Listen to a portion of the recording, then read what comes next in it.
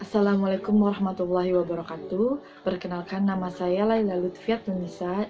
Di sini saya akan membahas resensi buku dari buku Pendidikan Agama Islam dan Budi Pekerti SMA kelas 10. Di sini pertama ada identitas buku. Judul Pendidikan Agama Islam dan Budi Pekerti SMA kelas 10, pengarang Haji Mukhtar SAG MSI, tebal halaman 184 halaman, tahun penerbit 2019. Kedua, ada metode pengajaran. Apa sih metode pengajaran itu? Metode pengajaran itu yaitu strategi atau cara yang digunakan agar tujuan pembelajaran bisa tercapai. Maka metode pengajaran yang digunakan ini yaitu metode ceramah. Maksud metode ceramah ini diterapkan dengan cara menyampaikan informasi secara lisan kepada siswa. Metode ini yang paling praktis, ekonomis, tidak membutuhkan banyak alat bantu. Selanjutnya saya akan membahas deskripsi materi. Bab 1. Pada bab ini menjelaskan tentang mujahadah, an-nafs, husnuzon, dan hukwa. Pertama ada mujahadah an-nafs, atau dikenal dengan kata kontrol diri, yaitu kemampuan menahan diri dari amarah dan kemampuan mempertahankan diri dari segala pengaruh negatif. Nah, cara penerapannya itu dengan selalu sabar, dengan memaafkan, menerima, menghargai perbedaan, dan pandai mengendalikan emosi. Kedua, ini ada dalam kajian ESQ, husnuzon diartikan sebagai kecerdasan seseorang dalam mengelola perasaan sehingga menghasilkan pikiran-pikiran dan prasangka yang positif. Selanjutnya ada ukhuwah, yaitu persaudaraan. Persaudaraan ada beberapa konteks, yaitu ukhuwah nasabiyah, itu hubungan keturunan, ukhuwah basyariyah, rasa kemanusiaan antar sesama, ukhuwah Islamiyah, yaitu didasari oleh ajaran agama Islam. Dan yang terakhir ada ukhuwah wataniyah, yaitu didasari oleh nilai kebangsaan atau jiwa nasionalisme. Pada bab kedua ini menjelaskan tentang larangan pergaulan bebas. Zina adalah hubungan intim antara pria dan wanita di luar nikah. Perbuatan zina merupakan dosa besar yang merugikan dirinya sendiri dan orang sekitar. Cara menghindarinya dengan bersikap istiqomah, selektif dalam bergaul, menyibukkan diri dengan berbagai aktivitas positif, dan menciptakan suasana religius dan islami dalam diri. Hikmah jika kita menjauhi pergaulan bebas, di antaranya termasuk orang yang berakhlak mulia, terhindar dari berbagai penyakit, dan memiliki hubungan yang dekat dengan Allah Subhanahu wa Ta'ala dan Rasul-Nya. Next, bab 3. Pada bab 3 menjelaskan Asmaul Husna. Allah Subhanahu wa Ta'ala memiliki nama-nama yang baik atau dikenal dengan Asmaul Husna. Mendekati Allah Subhanahu wa Ta'ala dapat melalui pola penerapan Asmaul Husna, baik dalam bentuk zikir, doa, istighosah, maupun dalam praktik kehidupan sehari-hari. Ketika melafalkan Asmaul Husna, lakukanlah dengan khusyuk, resapi, hayati arti, dan renungkan nama-nama Allah yang indah itu. Apabila hal-hal tersebut dilakukan, maka perasaan-perasaan yang luar biasa seperti ketenangan, kedamaian, dan ketentraman dalam jiwa akan turut dirasakan. Next, bab 4. Pada bab ini menjelaskan tentang beriman kepada malaikat Allah Subhanahu wa Ta'ala. Di dalam pembahasannya ada meyakini keberadaan malaikat-malaikat Allah Subhanahu wa Ta'ala, kemudian menunjukkan sikap disiplin, jujur, dan bertanggung jawab sebagai implementasi beriman kepada malaikat-malaikat Allah Subhanahu wa Ta'ala, lalu menganalisis makna beriman kepada malaikat-malaikat Allah, dan terakhir menyajikan hubungan antara beriman kepada malaikat-malaikat Allah Subhanahu wa Ta'ala dengan perilaku teliti, disiplin, dan waspada. Next, bab 5. Bab ini menjelaskan berpakaian secara islami. Apa sih pakaian? Pakaian merupakan penutup tubuh yang bertujuan proteksi atau perlindungan diri bahwa asusila maupun untuk melindungi tubuh dari cahaya matahari dan hujan. Berpakaian dalam Islam tidak memberi batasan asalkan syariat. Menutup aurat, tidak ketat, tidak transparan, suci, bersih, sopan, dan tidak berlebihan, serta mencerminkan sikap takwa. Terdapat dari Al-Quran, surat Al-Ahzab, ayat 59, itu tentang diperintahkan berjilbab. Dan terdapat juga Quran Surat An-Nur ayat 31 tentang perintah menutup aurat. Selain itu, setiap muslim juga dianjurkan untuk memperindah dirinya, misalkan mencukur rambut, memotong kuku, memakai wangian, dan merapikan jenggot bagi laki-laki. Next, bab 6. Bab ini menjelaskan tentang jujur. Jujur berarti lurus, tidak berbohong atau berkata apa adanya. Kata jujur juga mengandung arti amanah yang artinya dapat dipercaya. Maksudnya, apa yang dikatakan sama dengan apa yang dilakukan.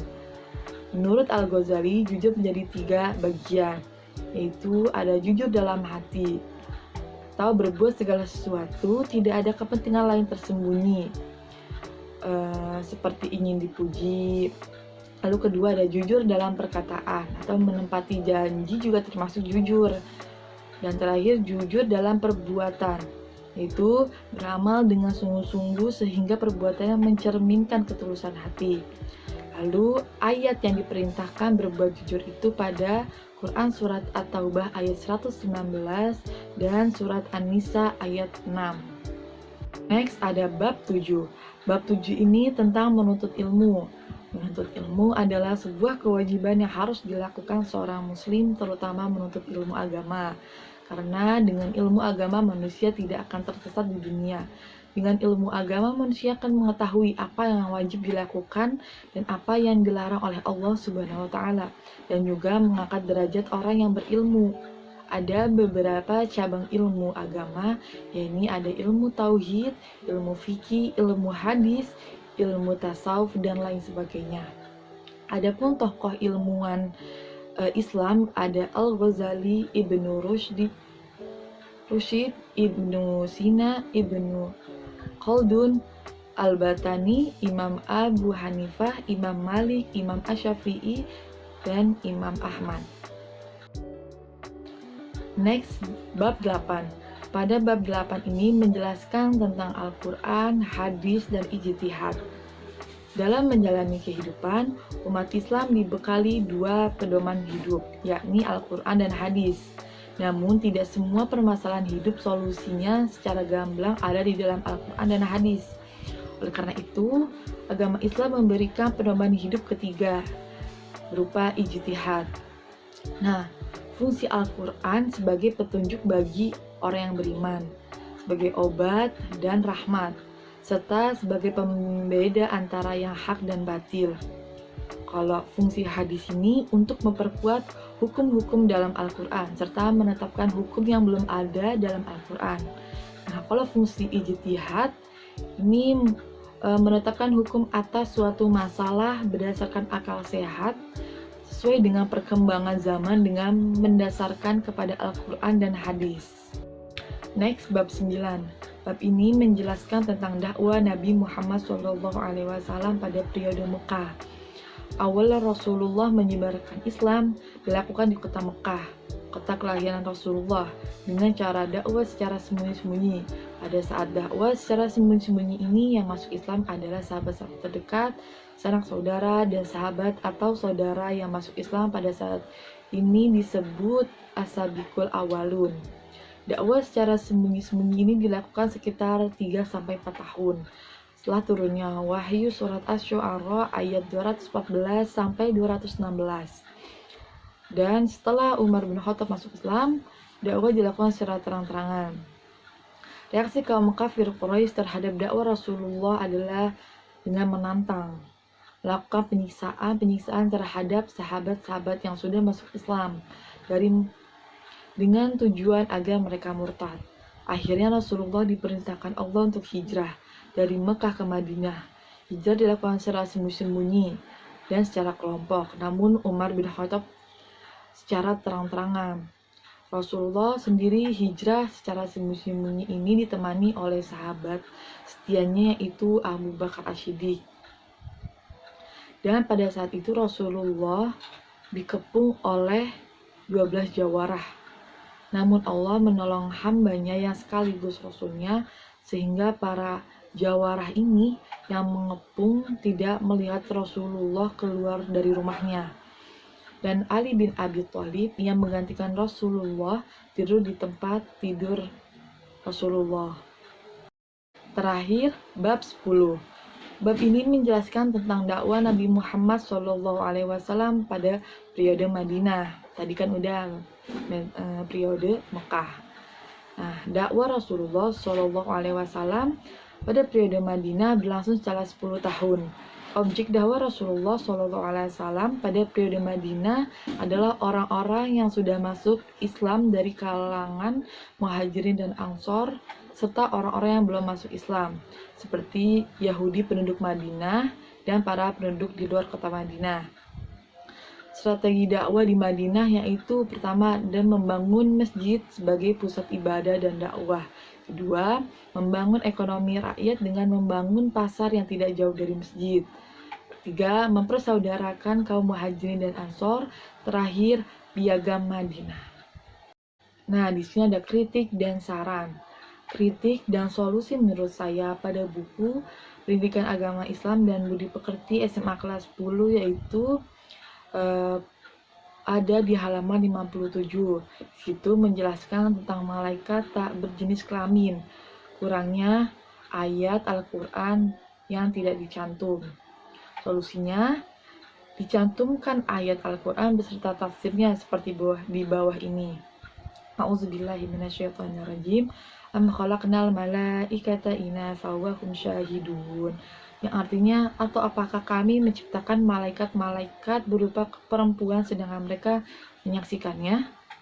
Quran Surat As-Saffat ayat 150. Tafsir Al-Muyassar atau Kementerian Agama Arab Saudi. Cintalah kepada mereka. Apakah kami menciptakan para malaikat sebagai perempuan-perempuan dan mereka hadir saat itu? Kritik yang kedua ini, pada halaman 67 terdapat ayat Al-Quran tetapi tidak tercantum asbabun nuzulnya. Solusinya, sebab turun ayat. Ibnu Abi Hatim meriwayatkan dari Muqatil Jabir bin Abdillah menceritakan bahwa Asma binti Marsad ketika itu berada di kebun ke rumahnya. Tiba-tiba beberapa wanita masuk ke kebun tanpa mengenakan hijab, sehingga terlihat gelang di kaki mereka, juga terlihat dada dan rambut mereka. Maka Asma berkata, alangkah buruknya hal ini. Maka Allah menurunkan ayat ini. Ibnu Jarir meriwayatkan dari seseorang yang berasal dari Hadramaut bahwa seseorang wanita memasang 2 gelang perak dan mengenakan batu kumala, lalu ia lewat di depan sekelompok orang dan ia menghentakkan kakinya sehingga gelang kakinya membentur batu kumala dan mengeluarkan suara. Maka Allah menurunkan ayat, dan janganlah mereka menghentakkan kakinya agar diketahui perhiasan yang mereka sembunyikan. Terakhir ada daftar pustaka. Nah, ini di sini ada daftar pustakanya untuk mencari solusi dari kritik yang sebelumnya.